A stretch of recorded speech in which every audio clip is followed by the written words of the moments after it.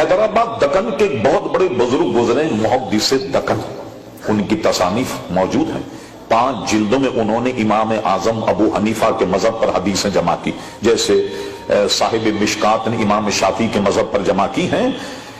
ان پر ایک کتاب ہے محدث دکن۔ محدث دکن کے مصنف ہیں ڈاکٹر عبدالستار آپ شکاف۔ یہ ذکر کرتے ہیں، یہ غور کیجئے باطنی نظام کیا ہے جس کو ہم روحانیت یا طریقت کہتے ہیں۔ اورنگزیب عالمگیر نے حیدرآباد دکن پر حملہ کر کے حیدرآباد کو فتح کیوں کیا؟ حالانکہ مسلم حکمراں تھا قلی قطب الدین، اس کا ایک وزیر تھا جس کا نام تھا ابو الحسن، عرف تھا اس کا تانع شاہ۔ یہ تذکرے محدث دکن میں واقعہ موجود۔ اس نے کیا کیا، اس کا ایک ہندو وزیر، کوئی مسلمان آن کر کے دیکھا کہ کنواں ہے، نماز کا وقت ہے، اس نے کنویں پہ وضو کر لیا۔ ملازم ہندو وزیر کو کہا کہ لو مسلمان نے تمہارا کنواں جو ہے وہ اچھوت کر دیا۔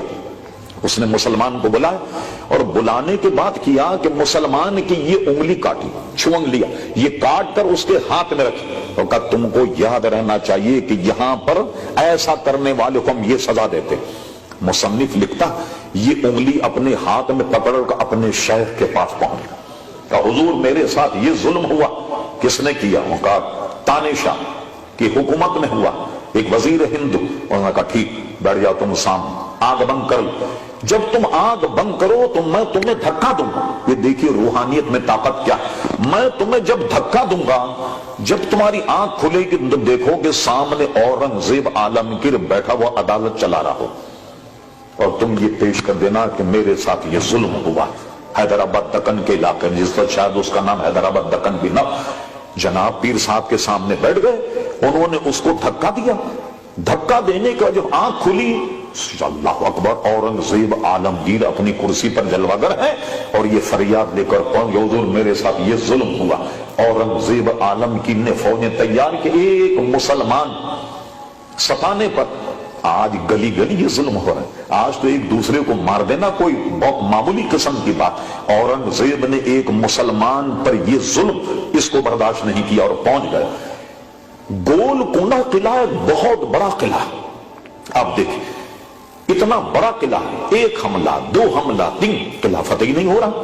ایک دن اورنگزیب اپنے لشکر میں بیٹھے، باد و بہار، سخت تیز ہوا اور آندھی چلنے کے بعد اورنگزیب نکلا، اس نے دیکھا کہ سب خیمے اڑ گئے، 2 خیموں میں چراغ جل رہا، وہ خیمے ٹس سے مس نہیں ہو رہے۔ اورنگزیب سمجھ گیا کوئی یقیناً یہ اللہ کے نیک بندے، میں کہا اب ان سے پوچھنا چاہیے قلعہ فتح کیوں نہیں ہو رہا۔ یہ پہنچ گیا، آپ جانتے ہو تو بہت کڑاکے دار آدمی، انہوں نے کہا بس گھس گیا کیمپ میں، کہا کوچ میں نہیں سننا چاہتا، یہ پہلے بتا دے رہا ہوں، تلوار ہاتھ میں میرے، گڑبڑ کرو گے گردن اڑا دوں گا، سیدھی بات بتاؤ کہ قلعہ فتح کیوں نہیں ہوا۔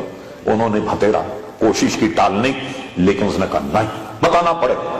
کہا حضور یہ گولکنڈہ قلعہ کے باہر جو ہے یہ قطب ہے، یہ قطب کی مرضی نہیں ہے کہ یہ فتح، یہ بتائیے آپ کیا چاہتے ہیں؟ کہ میں یہ چاہتا ہوں کہ فتح ہو جائے۔ کہنے بس ٹھیک، جب آپ نے کہہ دیا، ایک ٹھیکری مٹکے کی جیسے ہوتی، اس پر انہوں نے کچھ لکھا، لکھنے کے بعد کہا وہ قطب کہاں بیٹھا ہوا؟